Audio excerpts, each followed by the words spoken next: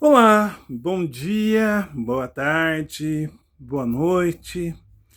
O mundo virtual é assim, de repente o algoritmo, o acaso faz esse vídeo caminhar por aí e você vai estar entrando em contato comigo, pode ser à noite, pode ser um período da tarde ou até mesmo durante a manhã. Então eu já deixo todo mundo cumprimentado.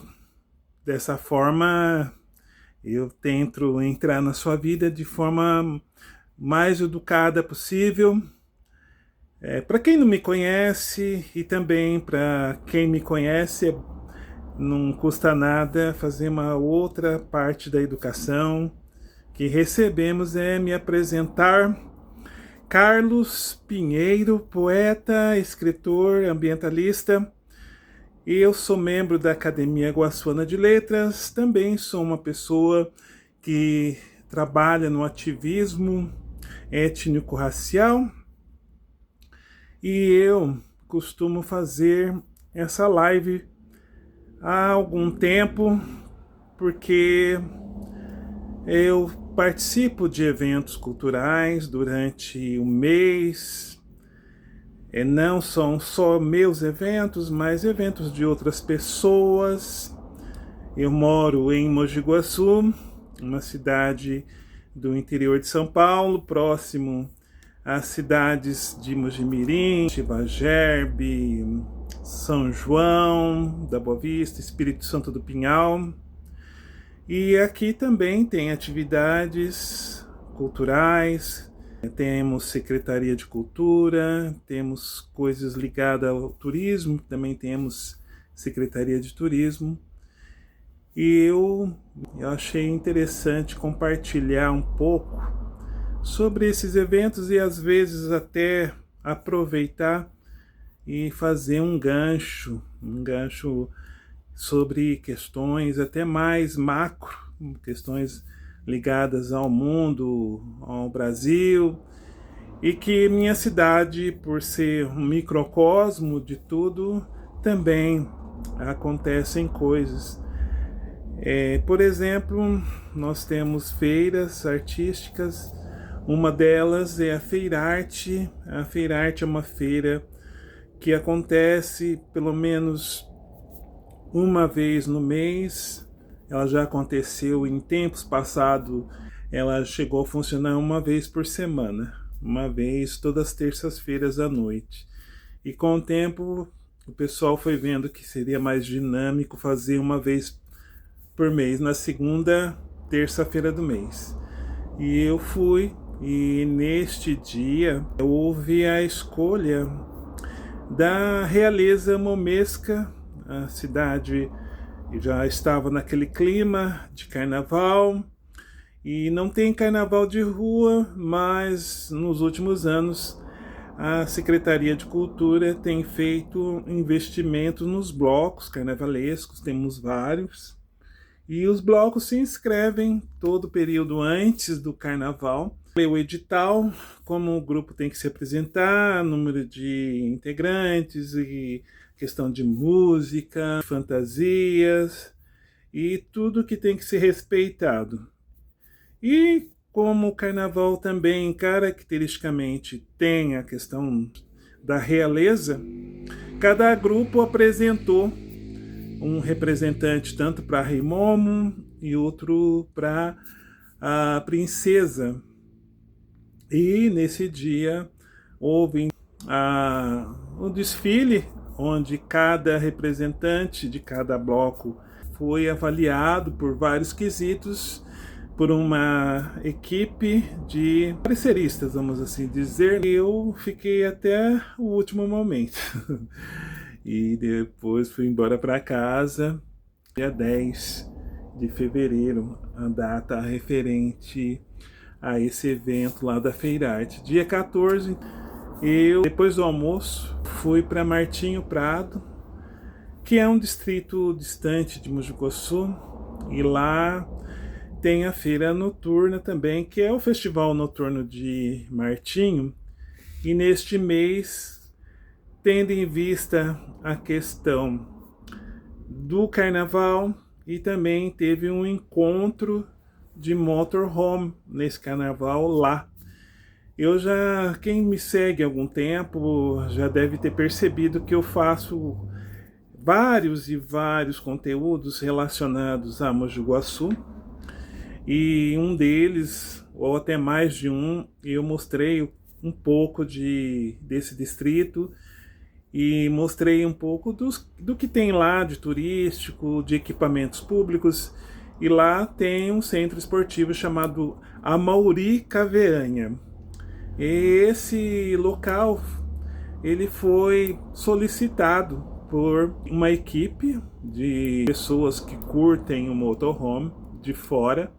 Tem uma associação paulista de motorhome e eles enviam para uma prefeitura uma solicitação para usar uma área para que seja feita a prática dessa atividade turística, cultural, ambiental, é tudo junto, o motorhome, e também de vida, né, um estilo de vida. Eu já tinha lido algo e visto algo, só que eu nunca tinha ido ver em loco como é este evento, como esse momento, quem participa. Eu até pensei comigo mesmo em, de repente, estar procurando em algum momento mais informações e quem sabe, eu pensei comigo, quem sabe eu mesmo não possa vir um dia ter essa prática constante.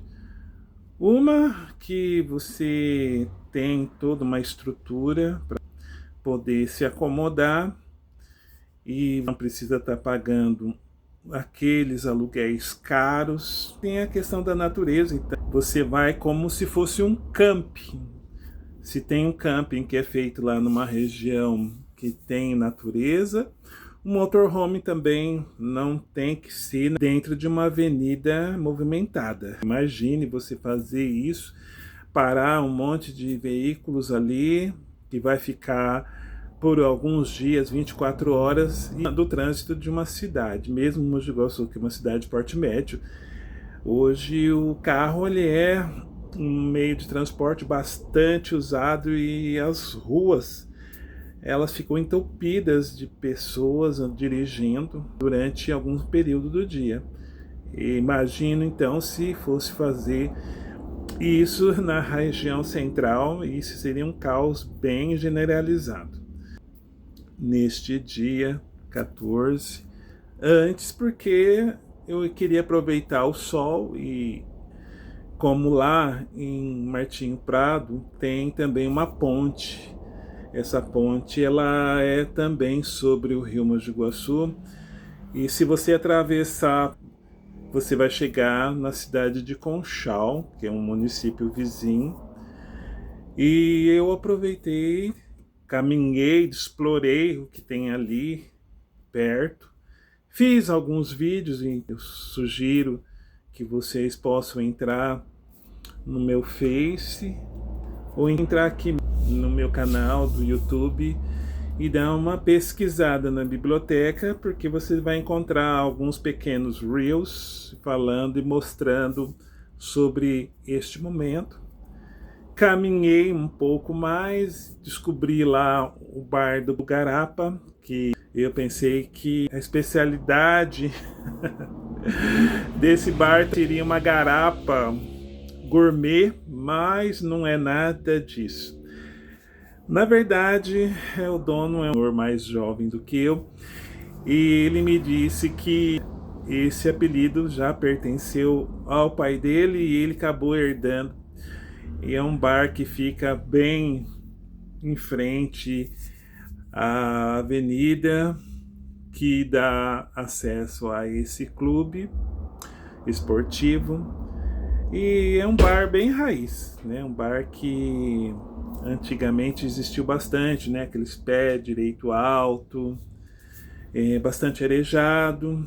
E eu aproveitei para tomar um refrigerante, tomei água, descansei um pouco e depois respirei e fui em direção ao encontro. Eu cheguei no momento em que o pessoal estava reunido numa roda de conversa. Nessa roda de conversa, o pessoal, pelo que eu vi, estava partilhando um pouco da sua vida e como ele entrou em contato com esse mundo do motorhome. E geralmente nesse tipo de atividade sempre tem alguém que vai estar responsável para conversar com os estranhos, mesmo porque eles anunciaram nas redes sociais que estaria acontecendo esse evento, e a sensação era de que era um convite, venha nos conhecer. E eu fui lá e vi, eu escutei, e tinha até uma parte do pessoal que estava responsável pela música e estava tocando, aí tinha o pessoal também ajudando esse violinista a cantar. E eu fiquei sabendo então da história de como funciona, de como é feito o pedido, e eles também fazem a contrapartida deles. E eles não vão dar o dinheiro para o órgão público, eles conversam, verificam alguma demanda que é possível ser dada em objeto, então eles mesmos compram depois esse objeto pela quantidade que foi combinado e é entregue para a comunidade. Então não foi lá, usou, depredou e não tem uma compensação, ao contrário, eles procuram compensar esse uso. E eu vi até um ônibus também.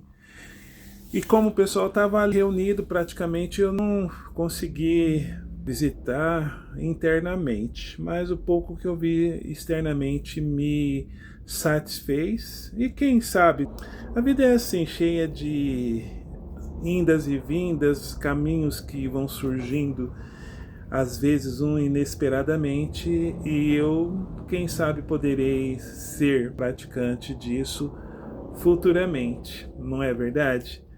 Depois eu fui em direção à Avenida Júlio Fernandes, que é onde tem uma praça, tem um trecho dela que a prefeitura fecha para a circulação de carros, e ali são montadas barracas aonde acontece a feira noturna. E nesse dia foi criado a feira Martinho Folia. Então era uma feira noturna com esse tom carnavalesco, e a feira também ajudou um pouco a infraestrutura de quem estava ali no motorhome. Então, se quem quisesse comer alguma coisa, beber alguma coisa, conhecer um pouco ali da culinária, das coisas da cidade e também do distrito, eles poderiam aproveitar. E esse evento, então, do Martinho Folia aconteceu também em 2 dias, tanto o Guaçu Folia, que foi depois. Eu aproveitei que o circular que vai para Martinho Prado ia me deixar no Parque dos Engás. Eu pude aproveitar um pouco do Guaçu Folia no sábado. Aproveitar, tomar uma aguinha aqui também, gente.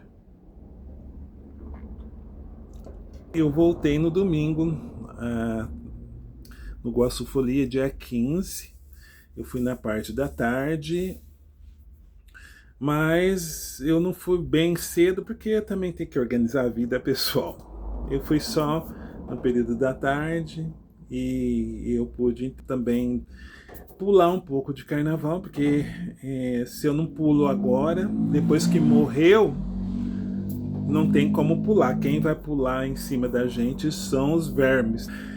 Eu sou daquele cara que, para quem já me segue aqui, sabe muito bem que eu tive uma evolução em relação ao carnaval, desde o momento que eu era só aquela pessoa comum que aprendeu que tinha essa festa, porque ficava alegre, porque tinha toda essa questão de ficar alguns dias de trabalhar. Mas depois que eu virei artista, eu tive a obrigação de conhecer um pouco mais desta festa popular e li livros. E eu entendi a parte um pouco mais acadêmica da coisa, e isso serviu também para tirar um monte de preconceitos. Quem já não ouviu falar que carnaval é coisa do mal, que tem que ser combatido, né? E eu fico assim me questionando, porque o carnaval é uma coisa pagã. Depois vem a questão do cristianismo, no caso a religião católica, que acaba dando um up no carnaval, quando foi feita uma bula papal lá atrás, instituindo a quaresma.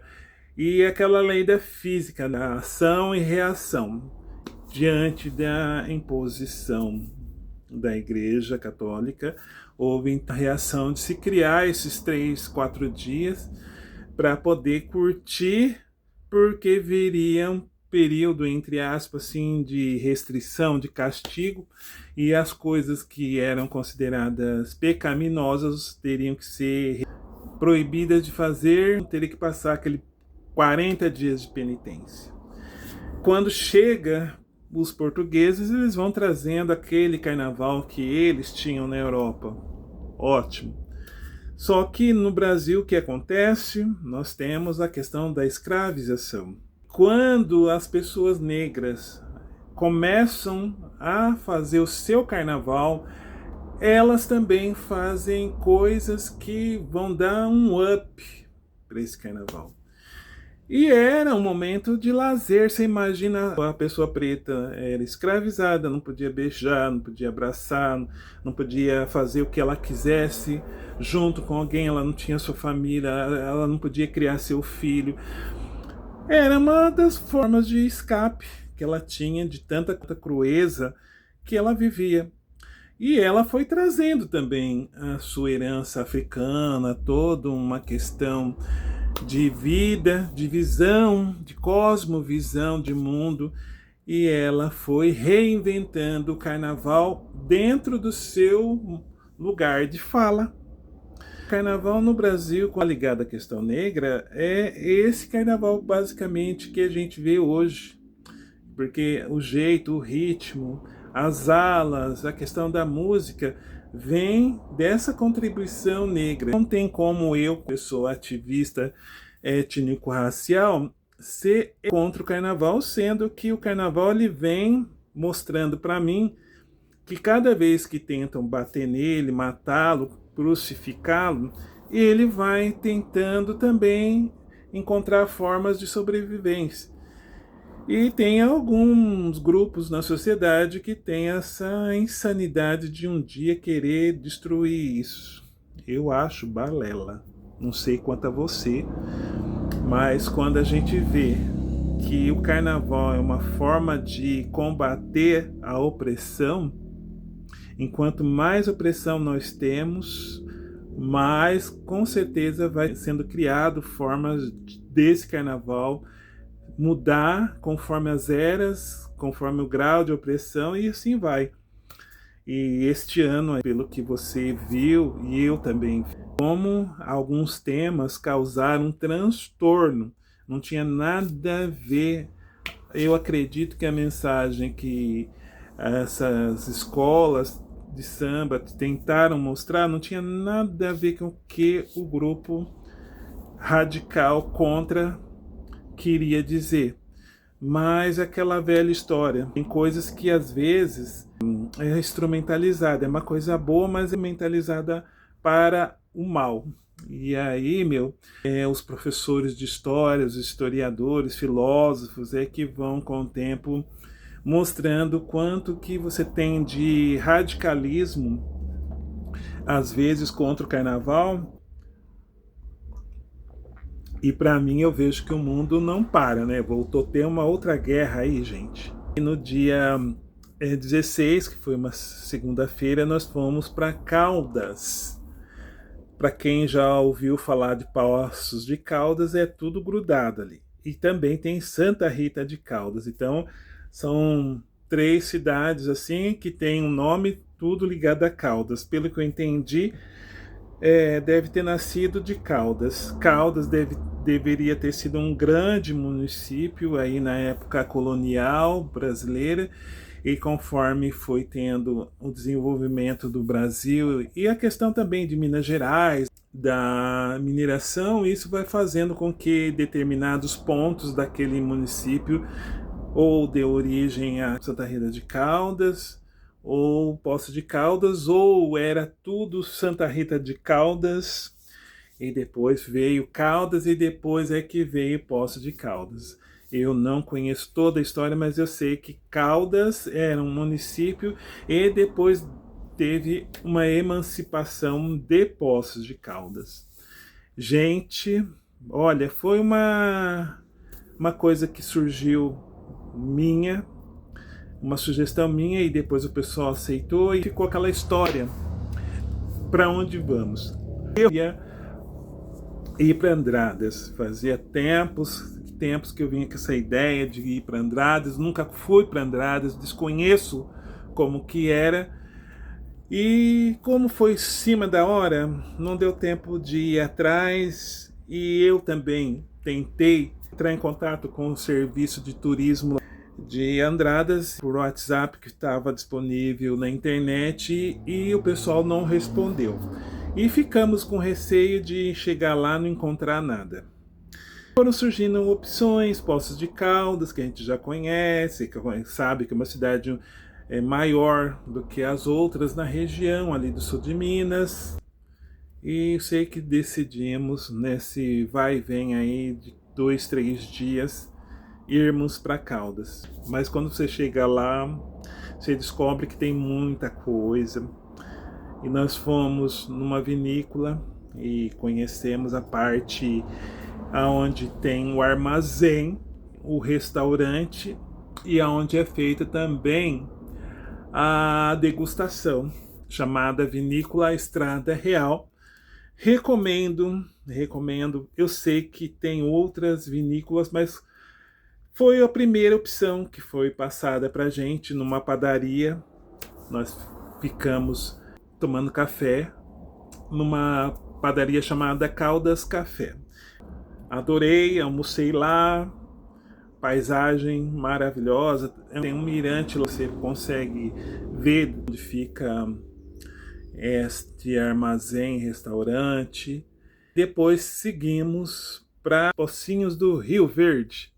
Quando eu fui para lá, eu não sabia por que era Pocinhos do Rio Verde. Não sabia. Falei, gente, mas por quê? Porque eu já havia falado de alguma coisa do Rio Verde, mas longe de Minas Gerais. Eu vi alguma coisa lá, era uma referência do Centro-Oeste. O que tem lá em Pocinhos? Tem coisas, um distrito de Caldas, e uma das coisas que existe lá é uma terma. E você pode tomar banhos termais e fazer outros tratamentos junto com esses banhos. Eu nunca tinha feito isso na minha vida. Eu sei que era água que vem lá do subsolo, com sulfura, coisas de vulcão. E me interessei. Algumas pessoas também do meu grupo se interessaram, e eu tomei um banho. Não um banho de chuva, mas um banho de água termal, numa banheira, daquelas umas de filme. Inclusive eu fiquei até com receio, né? Deixa eu olhar se tem segurança, porque você já imaginou você desliza lá e não consegue sair? É que nem aquela história lá da morte da Whitney Houston. Se eu escorregar, eu posso me apoiar, e depois, se eu quiser levantar, eu posso me levantar tranquilo. E fiquei 20 minutos e foi interessante. Uma coisa que não é feita aleatória. Vai lá, tá pagando, então pronto, eu vou lá. Não, tem restrições. Então, gente, mesmo que você vá numa terma, não vá pensando que às vezes você simplesmente pagou a entrada e já vai direto e toma seu banho. Primeiro tem que ver sua saúde. Se você tem algum problema que vai dar problema lá, melhor não entrar, sabe? É melhor evitar coisas sérias, inclusive até um telefone de emergência eles pedem, né? Ah, deu um piripaque na pessoa lá, quem que a gente chama? Já tem lá até um telefone ou dois que você deixa para chamar, né? Ai, saber. Gente, é a vida, a gente tem que ser precavido. Foi maravilhoso, foi um bate e volta, mas foi muito proveitoso e recomendo vocês aí que assistem esse vídeo, se um dia puder, vão visitar Caldas. Vai com calma. Tem alguns locais que você tem que deslocar em estrada de terra e morro. É bom a gente falar isso também. Dia 25 é um dia da semana que eu fui, uma quarta-feira à noite, fui na reunião mensal do Conselho de Segurança da cidade. Eu já falei isso também muitas vezes, cada município às vezes tem a obrigação de trabalhar algumas políticas públicas em conjunto com a população, e levando os problemas para quem é de Mogi Guaçu e também outros bairros, outras cidades. Com certeza procure na internet, lá na página da sua prefeitura, procure saber se tem esse conselho de segurança, quando tem a reunião, se tem problema de alguma questão de segurança pública ali, você tem que levar. Aí você levando lá, outras pessoas que são responsáveis do poder público vão estar interessadas em saber, para poder depois levar alguma solução para vocês, tá? Dia 21 eu tive reunião da Academia Guaçunã de Letras, que é um sábado, também foi muito bom. Agora nós temos uma nova diretoria, um novo presidente, e nesse dia nós conseguimos fazer alguma discussão de como que a gente vai fazer alguns projetos, quem vai decidir, como decidir, e vamos que vamos. A organização, ela está em qualquer tipo de atividade. Se não tiver organização, não adianta, não flui e não flui. No dia 27, eu fui em 2 eventos. Primeiro foi um evento que surgiu na última hora, que foi a apresentação do projeto DNA África, Centro Cultural de Mojimirim. O movimento negro de lá conseguiu que o deputado estadual Antônio Donato criasse um projeto que chama-se São Paulo DNA África, né? É um programa que oferece de forma gratuita para a população paulista a possibilidade de você fazer um exame de DNA, a pessoa preta, a pessoa parda, porque no Brasil, quando teve a abolição da escravatura, o governo não queria reparar todos esses danos, e tendo a informação de quem era, quem veio, de onde veio, possivelmente as pessoas negras poderiam entrar na justiça e exigir uma reparação. Logo que teve a abolição da escravatura, uma das ideias de Jerico que teve no Brasil foi queimar todos os documentos que registravam a entrada das pessoas que vieram da África, ou no comércio normal de escravização, ou então depois pelo tráfico. Dessa forma, eu, por exemplo, eu sou uma pessoa que descendo de pessoas negras. Eu não tenho nenhum documento dizendo de que parte da África que eu sou, de que região, de que cidade, vilarejo. Para de repente um dia, se eu quisesse viajar para a África, eu poderia ir direto para a cidade de origem da minha família, como muitas pessoas que são imigrantes europeus podem fazer. E muitos desses pedem dupla nacionalidade. Se eles quiserem um dia morar no seu país de origem, eles podem gozar alguns benefícios, sendo que eu, enquanto pessoa preta, eu não poderia estar tendo nenhum intercâmbio mais profundo lá com uma cidade, com um estado africano, porque não tem origem. Eu não sei se eu vim da Namíbia, não sei se eu vim do Senegal, eu não sei se eu vim de Angola, de Moçambique. E as pessoas que vieram atrás de mim antes também. Então não tem como eu juntar um monte de documentos oficiais registrado mostrando que essas pessoas anteriormente vieram de alguma região e tenha noção de quem foram os meus descendentes pelo lado africano. Mas também, como eu sou uma pessoa que sofreu uma miscigenação e em muitos momentos foi uma miscigenação violenta, porque quem abusava das mulheres negras eram os homens brancos. Com isso, o que vai acontecer é uma mestiçagem. Então eu também tenho sangue indígena, em algum momento, uma porcentagem.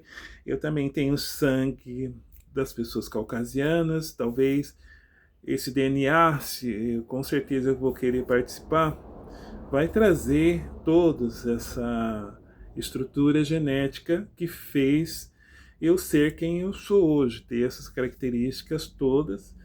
E vai ser um momento em que eu vou ver um certidão de nascimento mais próximo do verdadeiro. E espero que esse projeto seja aceito pela população negra aqui no estado de São Paulo e eu também. Eu comentei, acho que no vídeo passado, ou foi no vídeo de dezembro, que eu recebi uma informação que eu preciso ir atrás agora, porque eu fiquei curioso, porque a família do meu pai, ela é uma família que viveu num quilombo rural aqui de Mogi Guaçu, bem afastado da região central. E a família da minha mãe, por parte do pai da minha mãe, ela é de Amparo. Parece-me que também a família do lado da minha avó, mãe, da minha mãe também é de lá.